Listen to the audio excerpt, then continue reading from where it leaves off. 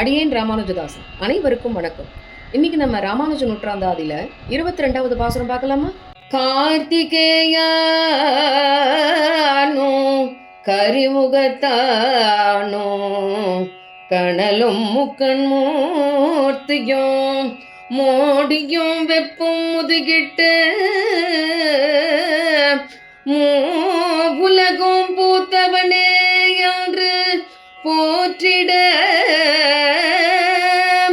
வானார் பிழை பொறுத்த தீர்த்தனையேத்தோ ராமானுஜன் எந்தன் சேமவை.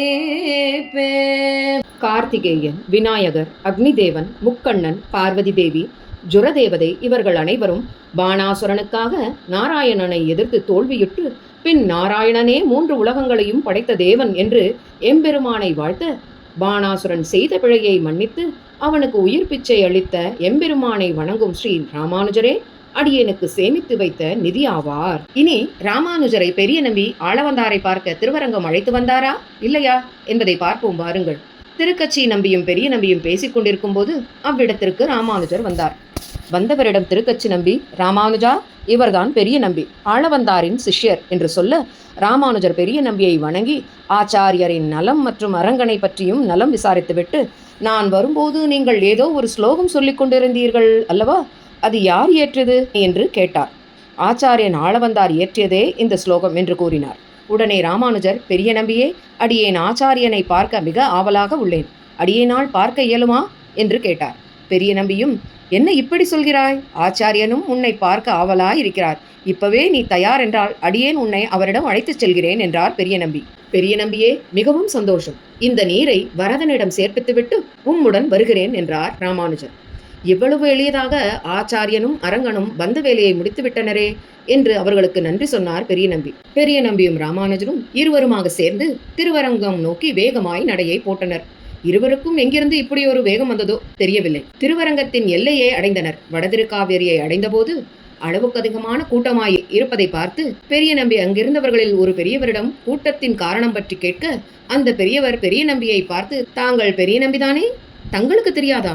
ஆளவந்தார் எம்பெருமான் திருவடியை அடைந்தார் என்று சொன்னவுடன் ராமானுஜரும் பெரிய நம்பியும் அதிர்ச்சியின் காரணமாய் சிலையை போல் ஆயினர். பெரிய நம்பியே, எத்தனை அதிர்ஷ்டமானவன் அடியேன். முதலாக ஆச்சாரியனை பார்க்க வருகிறேன்.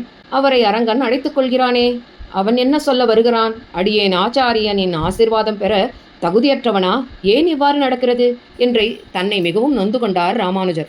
ராமானுஜா, வீணான கவலை எதற்கு? உன்னை அழைத்து வரும்படி அவர்தானே என்னை அனுப்பினார். அந்த காவிரியின் படித்துறையில் கிடத்தப்பட்டிருந்த ஆச்சாரியனின் திவ்ய திருமேனியை அருகே சென்று பார்த்தனர்.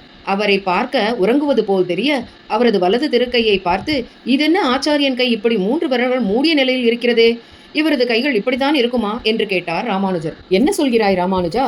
அனைவரையும் ஆசீர்வதிக்கும் இந்த கைகள் இப்படி முடங்கி போகுமோ? என்ன திருக்கோட்டியூர் நம்பியே, கடைசியாக ஆச்சாரியன் என்ன சொன்னார்?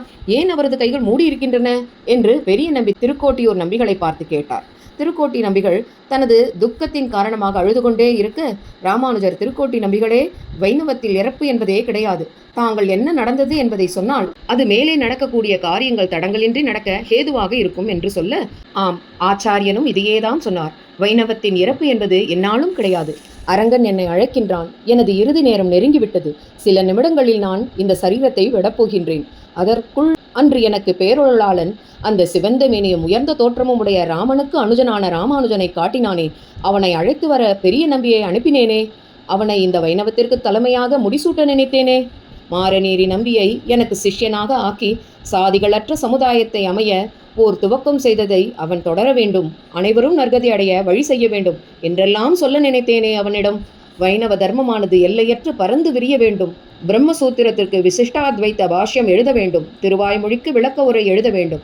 தன் சீடர்களுள் ஒருவருக்கு வேதவியாசரின் தந்தையான பராசரரின் திருப்பெயரை வைக்க வேண்டும். இவற்றையெல்லாம் அவனிடம் சொல்ல வேண்டுமே நான் என்றார் ஆச்சாரியர். ராமானுஜா, ராமானுஜா என்று உனது பெயரைத்தான் சொல்லிக்கொண்டே இருந்தார் என சொல்ல ராமானுஜருக்கு மிகுந்த துக்கம் ஏற்பட்டது. அழக்கூடாது என்று சொன்னவர் தானே அழ ஆரம்பித்தார். ஆச்சாரியரின் ஆசைகள் நியாயமானது தானே. சாதியற்ற சமுதாயம், நாதியற்றவருக்கு நற்கதி, உண்மையான பக்தி இருந்தால் இவை சாத்தியமே. வைணவத்தின் எல்லையை கட்டாயம் விரிவாக்க முடியும். பிரம்மசூத்திரத்திற்கு ஆச்சாரியரின் அருள் இருந்தால் அடியேனால் கூட அதை எழுத முடியும்.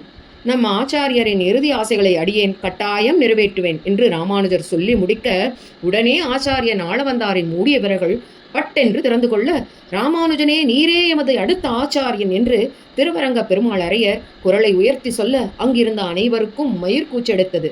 ஆளவந்தாரின் உயிரற்ற உடல் கூட ஒருமுறை சிலிர்த்து அடங்கியது. மேலே என்ன ஆயிற்று என்பதை அடுத்த பகுதியில் பார்ப்போமா?